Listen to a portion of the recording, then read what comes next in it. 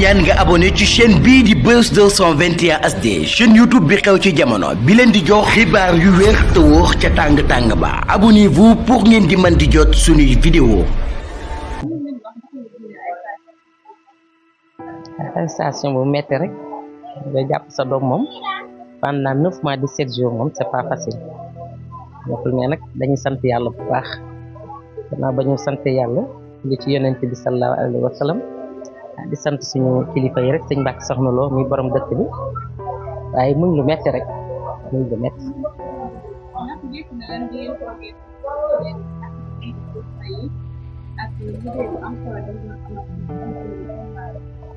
waaw bett nañu bettuñu ndax ku xam taxawaayam ci parti Pastef xam ne képp kuñ ci jàpp rek du bett kenn ndax comme que dañuy jàmmaarloo ko nguur goo xamante ne wax dëgg yàlla képp ku ne Pastef laa bokk rek jàppee nañ la comme rebelle jàppee nañ la comme criminel kon nag jàppam bi bett nañu bettuñu dëgg yàlla.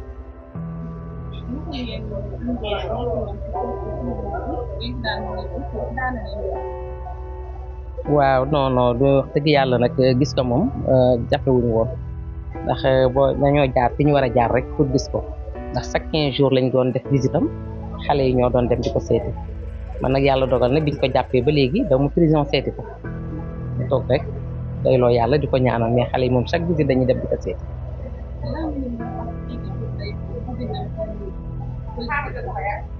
waaw politique bi moom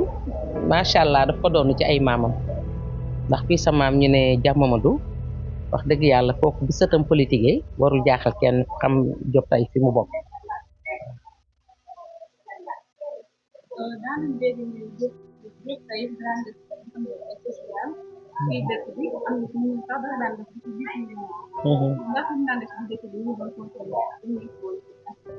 waaw xam nga social bi moom wax dëgg yàlla ci deretam la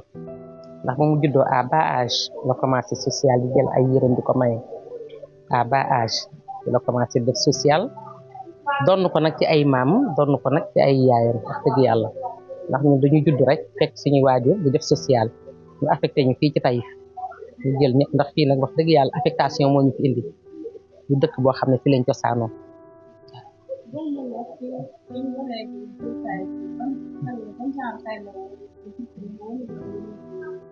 non non non sikkul woon nag dafa nekkoon ku ragal nag nekkoon xale bu ragal boo ko dooree du fayu bu génnee ci biti taalibe yi mu daan àndal dañ daan nangu ay dàll mu topp leen ak tànk neen man maa daan gis mu yor tànk neen man ko yow an say dàll gëdd ko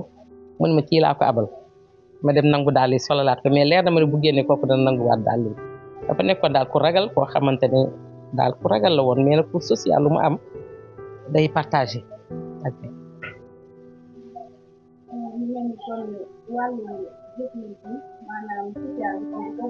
daf ko màggaale daf ko judd fekk ko fi continuer ko gis ko ay maamam di ko def ak ay yaayam mu di ko def.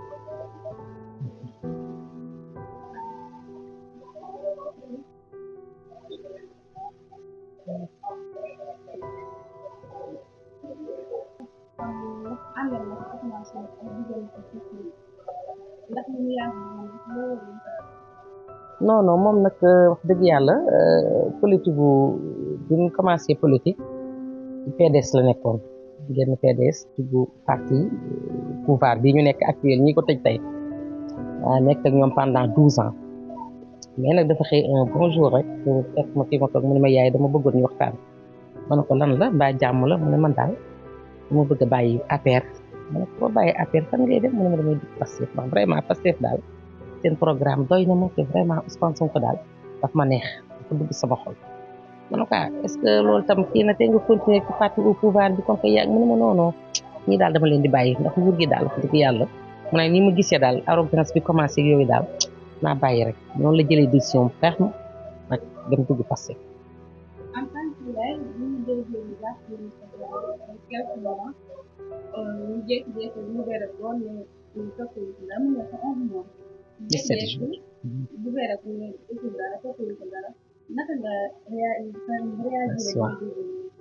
ah métti rek amul ma naqari ndax nag jàpp sa doom tëj ko ci kaso bi 11 mois 17 jours xëy relax toppewuñ la dara 11 mois 17 jours yaa ngi enquête ci nit ki gisoo ci dara du sànni xeer du musul toj magasin musul xeex musul xuloo lu dul topp leaderam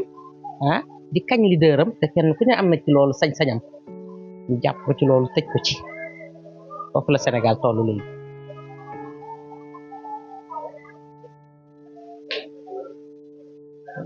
waaw di sant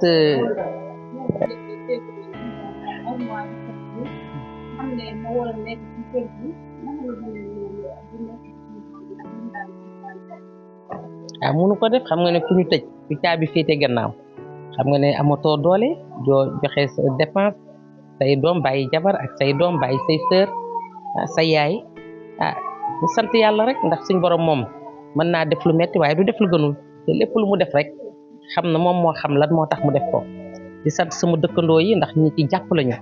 waa Taïf population Taïf mention spéciale ñëpp du ma cité ndax su ma limee rek damay juum waaye mënuma fay waa Taïf yal na leen yàlla fay loolu rek lay ñaanal waa Taïf.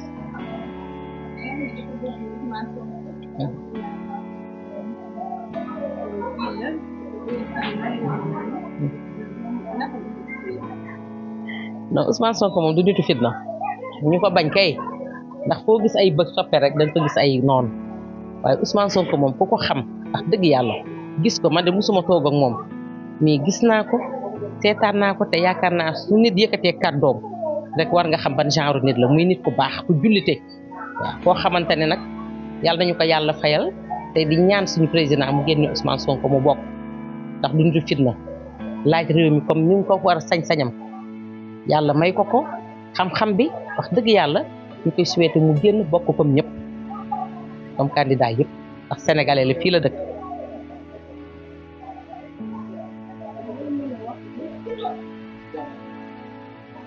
lan ngay yëg bi nga leen ñoom ñëpp ak seen convoi ñu topp la. waaw maa ngi sant ñëpp di wax auzu billahi mina seytaani rajim di nuyu Sénégal yëpp nag Sénégal yëpp lay nuyu mais di sant waa Taïf waaye avant may addu ci loolu rek mooy damay ñaanal woy dawla yi parce que tey tiisa suñu benn nijaay Moustapha Bousso nekk doom ci Baye Modou Bousso imam moom moo fi jógee moom moo fi jógee ba Italie wax dëgg yàlla koor bi ñëwagul waaye dañ koy ñaanal yàlla xare ko àjjana jégal ko ay bàkkaaram loolu moo tax daan festivité yu bari ñu wàññi ko mooy wàllum sonorisation ak lépp loo xam ne xumbute la parce que yéen ji waa Taïf amoon parce que lii dafa bett GPS Taïf bi muy organisé lii dafa maa bett man presque tàgguñ ma sax man damaa jékki-jékki rek ñu ne ma kañ ngeen ñëw Taïf ma ne gannaaw suba ñu ne ma non da ngay xaar déglu ñu yow sa yoon nëw ci man lu may xaar ñu ne ma non yow sa yoon nëw maanu ci loolu tax organisation bi début à la fin yëguma ci dara lépp seen alal la mobilisation bi sama dërëm dugg ci lépp ñoo togg seen añ ñoo invité Pastef départemental invité Pastef national parce que GPS au niveau national ñi ngi fi ñoom Pape Fara Grand Yoff Sila ñi nga xam ne maa ñoom ñoo nekkoon Rebeuss ñii ñoo bokkoon chambre ñii ñoo bokkoon secteur bi ñu jógee événement bi sur le coup la ñoom dañuy ñëw ànd ak man kon maa ngi leen sant bu baax di leen jaajëfal. ñu def na ku génn kaso da ngay gis yow ñu gis ne yow bi nga génnee kaso sa waa dëkk yëpp teeru si la loolu lan lay def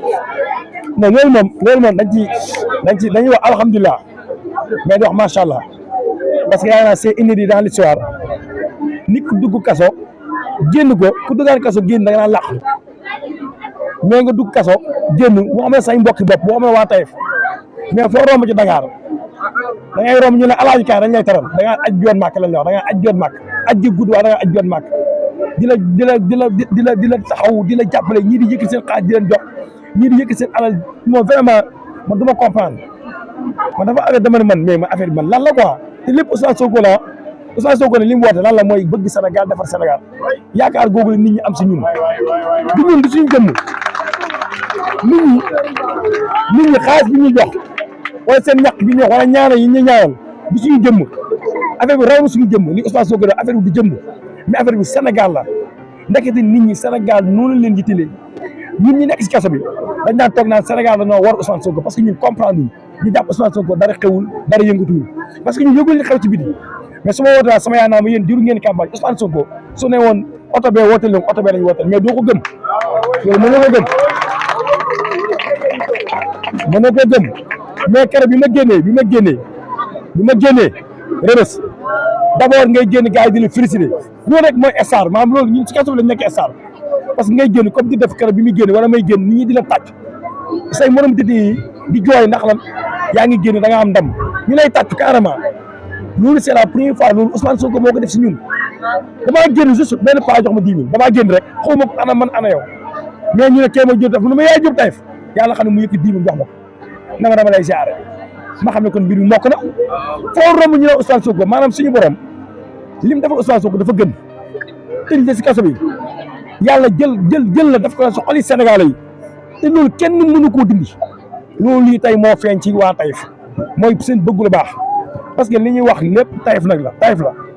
lépp Taïf la. ñu gis ne lii yëpp espoir bu rëy la waa Taïf am ci yow ban kàddu nga leen di dénk. dama leen di jaajëfal rek mais dina wax que le combat continue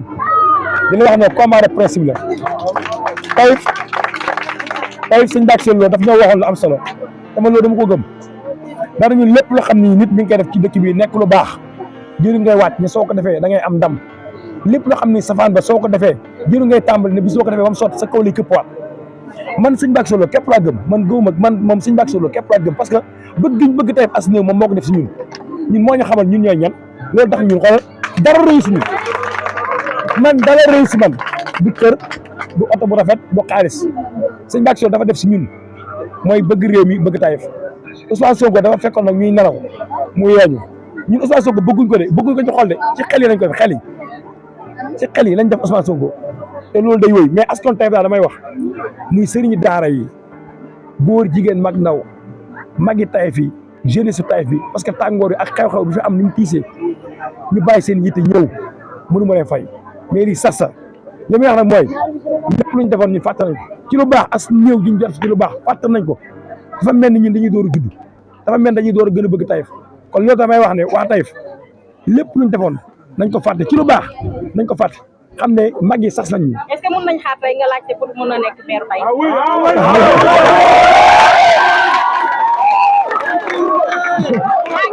waa Taïf teel nañ la waa Taïf teel nañ la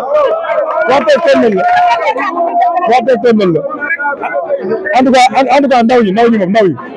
en tout cas ndaw yi Taïf parce que lii man deful ma leen ko man deful leen dara lu baax ba ay mag di la xool di jooy man loolu musuma ko am sama dund magu Taïf xool la di jooy musuma ko am sama dund xam nga ma kon nañu ndaw yi bàyyi seen yitte yëpp ñëw di la wóyal te fooyoo leen dërëm ñi mobiliser seen oto dikk ay xale yu ndaw man li ma gën a métti mooy xale yu ndaw yi topp oto yi kon loolu espoir te nag gis nga am réew ndaw ñi suñ takkoo ne dañuy soppi réew moomu ku yow am ci yaakaar maa ngi sant nag Pastef Taïf dans l'ensemble maa ngi koy sant parce que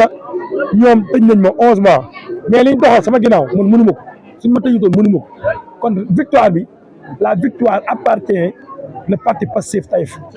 mais en général Pastef départemental ñoo am ndam parce que ñoom biñ ma jàppee si Cheikh Thioro dafa ñëw di ma seet si mënu ma ko fay gis na démb ni mu def mobiliser jël transport ne ma transport Dakar ba Taïf maa la koy def ak ñi ma àndal ñëpp journaliste yëpp mu taxaw leen loolu tam dafa sagal quoi ñoom Birame ñii ñoom ñëpp ñoom ba jili koo ci woo li mu neex mooy maa ngi la ñaanal waaw kon ñi ngi sant daal ñi ngi sant ñëpp waaw ñi sant ñëpp. ok jërëjëf kan mooy intervenir ah. di Birame. est-ce que mën nga présenté wu Sénégal yi lay seetaan xam yow yaay kan. waaw asalaamaaleykum wa rahmatulahi taala wa barakaatu. man la Birame Diouf di adjoint coordinateur bu Pastef bu commune Touba teewal fi représenté fi sëñ Cheikh Thioro représenté fi aussi département bi le département de Mbacké di nuyu ki nga xam moo nekk ci bopp bi muy Ahmadou Lo. lu waraloon teewaay wi tey. waaw li waral teewaay bi mooy koo xamante ne suñu mbokk la suñu mbokk taalibe di suñu mbokk patriote nekkoon ci xare mooy di xeexal réewam ba li ko si fekkoon ko si mooy ñu jàpp ko injustement téye ko tey waa fi nga xamante ne fa la bàyyi ko doon xeex ñoom ñu ne dañ koy sargal ñu noonu kon dinañ fi ñëw ci sargal ko aussi ndax ñun département bi yëpp ñoo waroon na booloo ànd ak waa Taïf yëpp def ki ñu sargalee ko diggante si 14 département yi nekk Mbacké yëpp mais tey ñu ñëwoon nag rejoindre waa Taïf pour ànd sargal ko. waaw naka seen parrainage bi fan la toll. nga xam nga ne Pastef département de Mbacké moom mosut a des ginnaaw ci dara ci su nekkee dañu levée de fonds du si bàyyi ginnaaw tey lii wane na ko Diop Taïf a ngi nii bokkoon na si ñi nga xam te ne mooy ñi duggoon ci kaso bi Mansour mais la même chose ak ñeneen ñoom Bada Ndiaye ñoom Ibrahima Gueye ñoom Abdou Silla ñuy ñaan ñu bàyyi leen kon département de Mbacké mosut a des ginnaaw benn yoon ci lenn loo xamante ne Pastef mos na koo woote kon Pastef tamit ci parrainage bi ñun suñu loo yi ñu yóbbu woon mat na sëkk ba ëpp li nga xamante ne benn commune rek matal na objectifu région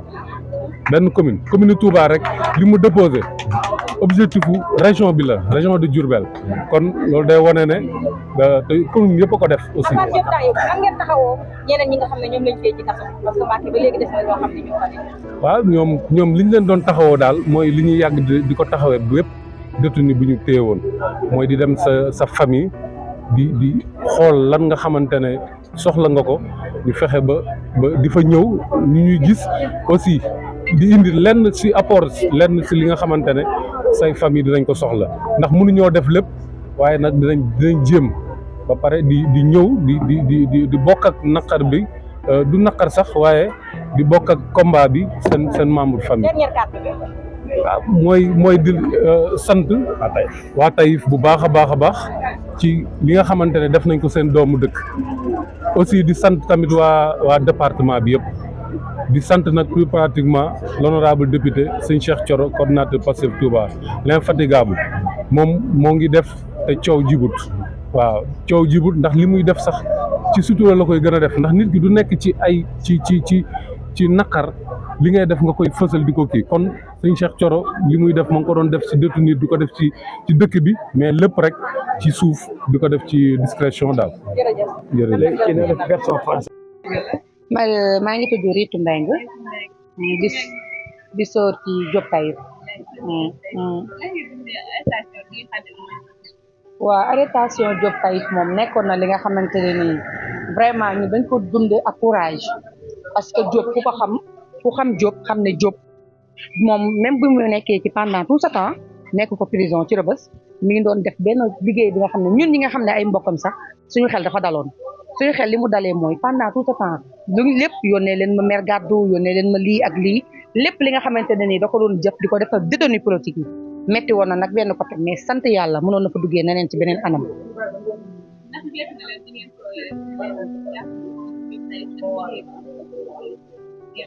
jàpp Diop Taïf moom bettuñu parce que ni mu ko lewee Ousmane Sonko foo gis Diop gis président Ousmane Sonko ñooy nekk tout le temps kon bi ñu nee arrêté nañ Diop Taïf en tant que patriote ñun bettuñu parce que dafa nekk nit ki nga xamante ne nii réewam doo nga ko ñor dara ñoru ko dul réewam kon tey bi ñu nee jàpp nañ Diop Taïf malgré que dina xaw a metti nag mais après dañ ko dund ak courage daal dañ ci nekk ak moom parce que moom bëggul à chaque fois dara di suufe moom chaque fois day jóg siggi ci kanamu ñëpp moo tax noonu la ñu kii yoon ak moom vraiment.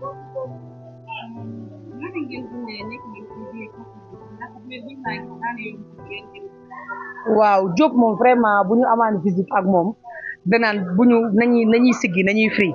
pendant tout ce temps mu nekk ko ci prison bi bu ñu demoon seeti ko visite dañuy am fierté benn côté ci début bi daf doon xaw a metti pour ñu gis ko ak fi ñu ko gisee atu place am mais dafa wane jàmbaar wane ne moom fii mu nekk détenu politique yi ñi ngi fa ñi nga xamante ne nii seeni famille duñ leen fa fekk ñi nga xamante ne nii seeni mbokk sax xamuñ ne jàpp nañ leen muy def liggéey bu am solo nag ci biir prison bi liggéey bu am solo ba jour bi muy génn nee naa leen bàyyi nañ Diop presque 16 heures Diop 19 heures la génn kaso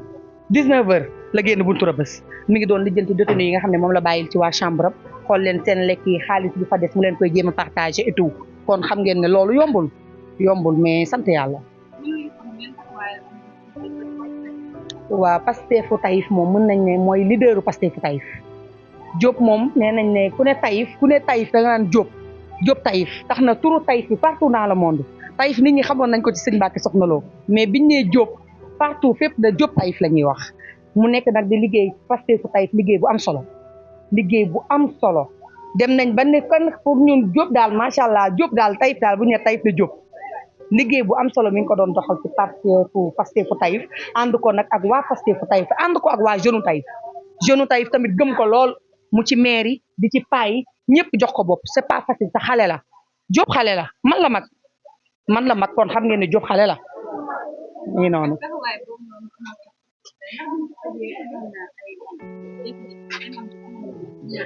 non Diop moom bi ñu ko arrêté Pastef Taïf da doon dox parce que malgré que bi mu nekkee ci prison bi waa Pastef Taïf ku ci mel ni ñoom Thian ñu ngi doon doxal liggéey bu am solo Pastef Taïf malgré que Diop nekk fi ak Diop bañ fee nekk bi mu nekkee ci prison bi mi ngi communiqué ak ñoom dara benn amu ci faay moom amul Pastef Taïf mu nekk fi ak ci ginnaawam ñu ngi doon liggéey bu am solo waa Pastef Taïf vraiment.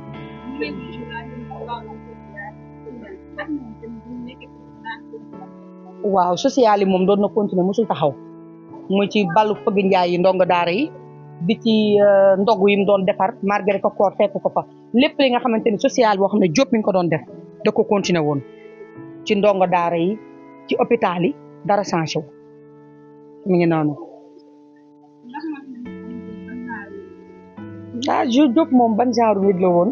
nitu nit ñi la waaw avant politique nag moom. jàngi bu weesoo mi ngi ci jàngam mi ngi ci ay études mi ngi ci kër gi mais avant politique bi dafa nekkoon social Diop dafa yàgg def social depuis mu nekkee xale social moom fi lañ ko man dama màgg fekk ko muy def social moom vraiment social daf ko njëkkee woon ci lépp avant politique. Ritu Mbengue merci beaucoup la prochaine ñun dañ ko doon def donc nekk ci beneen côté moom mu nekk ci côté bi ñu ñëwaat tey ba dajewaat ci terrain bi. donc dañ ko ciy soutenir rek 11 mois de bànneex lañ koy tuddee.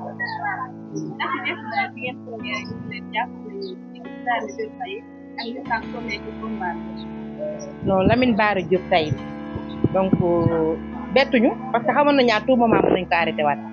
ndax Sénégal nekk fi waxuma la nga jege Ousmane Sonko mais ngay tudd Ousmane Sonko sax léegi déli la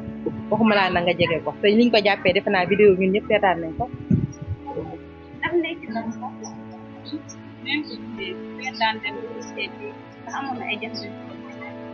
waaw parfois mu am jafe-jafe parfois ñu dem diñ ko gis parfois mu am jafe-jafe parfois du am jafe-jafe mais ñun li ñu ëppaloon solo ci tëj bi ñu ko tëj mooy dañ ko tëj ci kaso ba moom mu nekk ci kaso ba di fa def beneen mission mooy ñu tëj la ci kaso nga nekk ci kaso di def mission ci biir kaso bi ndax moom loolu lañ ñëpp xam nañ ne Diop avant ñu koy tëj sax ñu nekkoon ci kaso ba yëpp moo leen doon yóbbul añ di yóbbu reer donc ñu fekk ci kaso ba mu demaat foofu di def beneen mission yombutoon ci moom tamit parce que kaso ñëpp xam nañ ne yombul parfois ñu tëj la ñu la gisee ngay def yenn yi ci biir kaso bi tamit du neex ñi fa nekk mais ñun li may wax toujours rek yàlla moo ko may famille boo xamante ni ñun bon mën nañ ne dañuy juddu fekk suñuy maam doon politique moom mu ñëw nekk ci donc léegi li ñu mën rek mooy soutenir ko ci te pare jàppale ko. ban dafa doon dox dimbale détenu politique yi di leen dimbale ñi nga xamante ni ñoom ñoo fa nekk am ay problème mu lekk am na ñoo xam ne seen famille doo ko dagg kaan doo arrière tuuti man xamutuma sax li ma doon wax sànq ndax Diop ñëpp nañ xam nañ ko ci social ndax social bi fii ci dëkkam la ko commencé parce que fii gis nañ tey ndongo daara yi bi ngeen ñëw gis nañ leen fi liggéeyam bi muy liggéey ci ndongo daara yi li muy liggéey ci dëkk bi ku am problème ku feebar loolu noonu la mel yàlla moo ko bindee noonu ni mu doon def fii rek loolu doon yóbbu ci kaso ba bi mu demee tamit ñi nga xamante ni mooy famille ñi mu fi bàyyi muy Pastef Taïf ñi ngi fi doon def seen waar parce que ñi ngi doon def lu ñu mën ci daara yi ñi ngi doon def lu ñu mën ci togg yi mu doon togg di ko yóbbu ak dimbale bi mu doon def ci dëkk bi bien sûr bi mu doon continuer parce que ñi naataangoom yi nga xam ne ñoom la nekkal fii dañu nekk ñu engagé ñoo xam ne ñu ko soutenir lañ ñu ko jàppale lañ parce que ñun mënuñu leen a fay ñun famille bi parce que Pastef Taïf nekk na ay jeunes yoo xamante ni ñoom ñëpp même vision la ñu am xam nga ngay liggéey ay nit nga nekk kaso ñoom ñu nekk ci terrain bi di liggéey yombul mais Pastef Taïf dañ leen di jaajëfal ñun famille Diop Taïf parce que mënuñu leen a fay ñoom ñëpp dañuy mobiliser wu nekk ci social bi xam nga di liggéey di def lépp donc mënuñu leen a fay Pastef Taïf day faatu jaajëf jërëjëf dafa nekk nit ku amal njëriñ jeunesse bu Taïf dafa nekk nit ku amal njëriñ dëkk bi moo tax man bi ma ko découvrir boobu ba léegi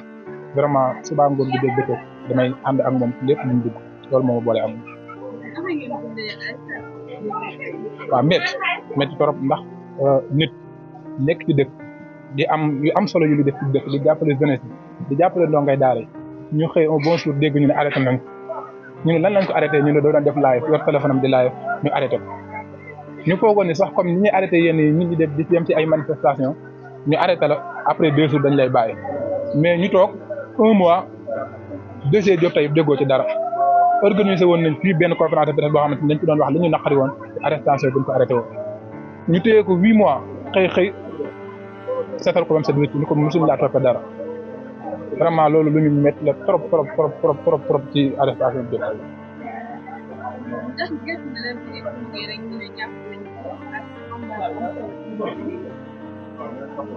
non bett nañu mais tamit bettuñu benn côté ndax Diop wax dëgg yàlla li mu daan xeex ku ko mus a xeex gis nañ li la ci fekk mooy lan askan wi nekk ci jàmm dund ci jàmm li ñëpp jot moom loolu la yàgg a xeex loolu moo yàgg nekk combat am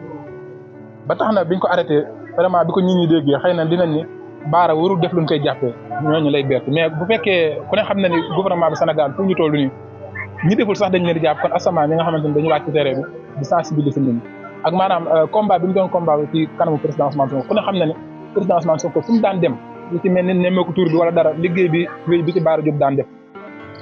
waaw kon buñ xëyee ni ñu jàpp nañ ko bett nañu si benn côté na tamit benn côté bettuñ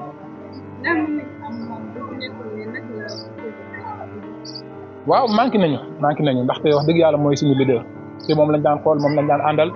mu ñuy wax def leen mu ñuy wax bàyyi leen mais vraiment tamit ñu si sant bu baax suñu grand suñu Samb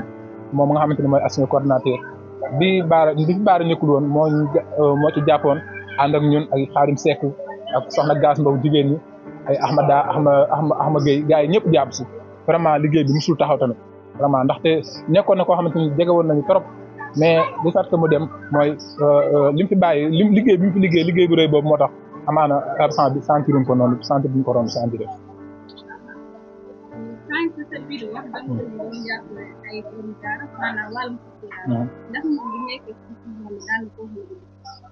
voilà man seede laaj ndax bi mu nekkee ci biir prison bi man dama ubbi woon benn cagnotte boo xamante ni pour moom la fexe ñu ko jàppale ndax comme que nit social la woon bi yàlla dogalee ba cagnotte bi ma ko lancé man maa ko lancé woon personnellement mi ngi toll ci ay 700 et quelques mille bi ma woowee téléphone ma wax ko daf ni ma waa Thiam man lépp lu ma am askan wu Taïf la ñi ma jëlal leen nii nga joxal ma ko daara yi beneen xaaj bi si des nga dugal ma ko ci biir Pastef Taïf seen activité ngeen def loolu xam nga nit ku social rek moo man loolu malgré li nekk ci injustice yëpp ñu dajale loolu mel noonu yow xalaatoo safar ma xalaatoo dara mais yow da yaa ngi xalaataat doo nga daara yi ak li nga xamante ni moo la taxoon di xeex muy Pastef nga fexewaat noo xamante ni noonu la Pastef di organiser waat ba continuer seen activité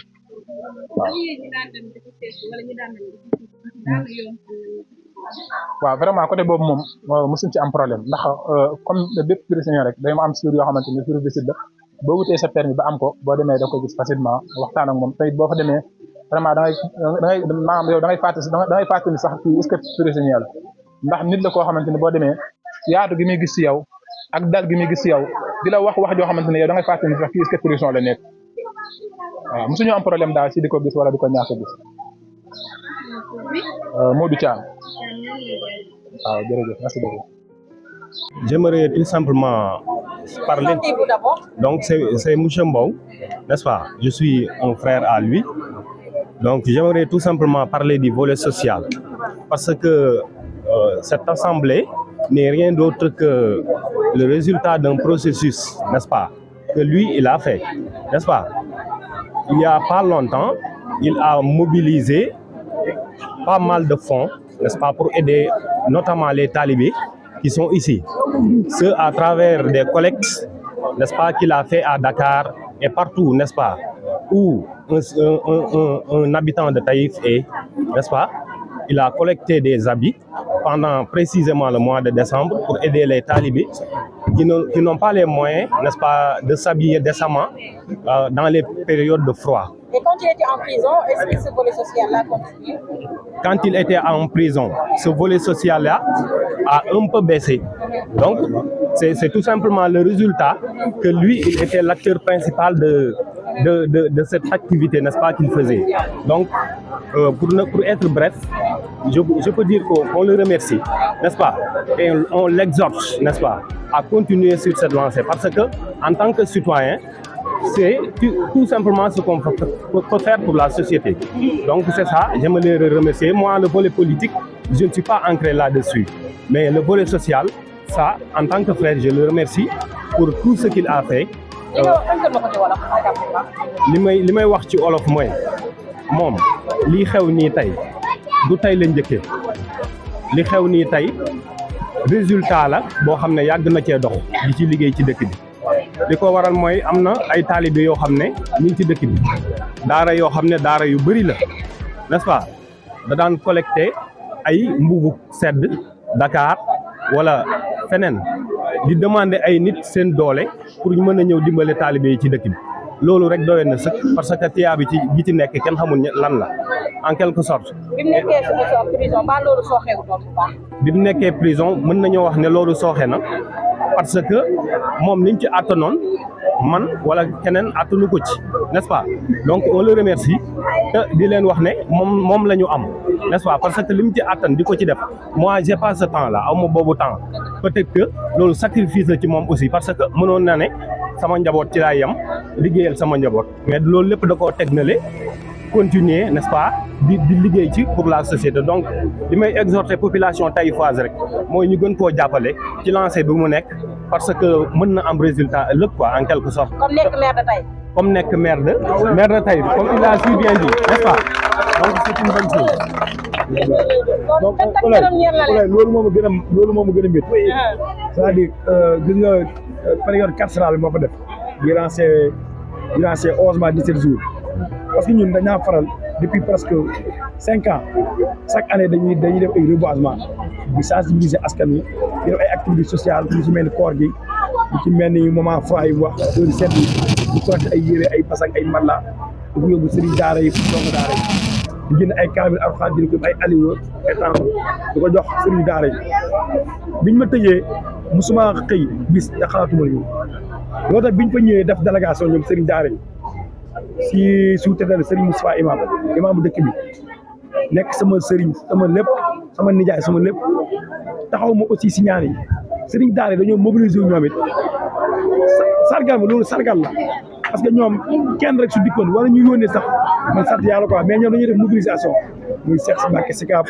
Baye Sëñ jiite te kenn su dikkoon ñëpp la fa nekkal ñëpp la ñëwal tey gépp lañ ñëwal keroog dañ maa tuutloo ay xéwal dama doon jooy keroog bu mu lay gisee barke Sëñ Tuubaa parce que suñu soit kilifa la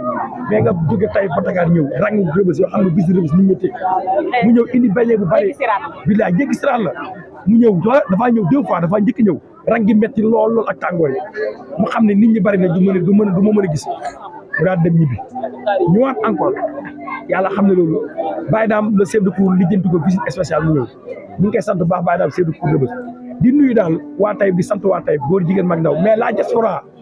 parce que yàlla xam ne la diaspora patriotique man Oulay j'ai dépassé des millions à Rebeuss des millions là des millions à Rebeuss ñi tourne autour de moi xam nañ loolu gis na caan bi mu lancé benn kañot bi ñu ma jàppee ça tourne autour de 800 000 francs Adim Seck le trésorier Pastef Taïf moom laa joxoon presque une somme de 500 000 ne ko téyel ma ko musuma ko woo ne ko envoyé sama yaay 10 000 wala 20 000 mu jënd ci diwlin wala ceeb wala suukar laaj moom dafa naa xam ne moom Diop yow xanaa nga dof yow garde par garde woote booy diw envoyé ma ko temps dama déposé temps dama déposé xaalis bi laaj 500 millions dund ma ko 3 mois motu 3 mois mu jeex kon j'ai dépassé beaucoup d'argent des sommes colossales mënu ma ko wax te ñun boole rek moo ñu yëkkati mooy jàppale détenu fa nekk kon naa ñu ngi sant ñëpp di sant Askan Taïf di sant patriote yëpp Moustapha Dramé Ibrahima Diallo ñoom ñëpp kenn amul seen fay Pastef Taïf moom li fi liggéey sama ginnaaw man soo fa nekk mënu ma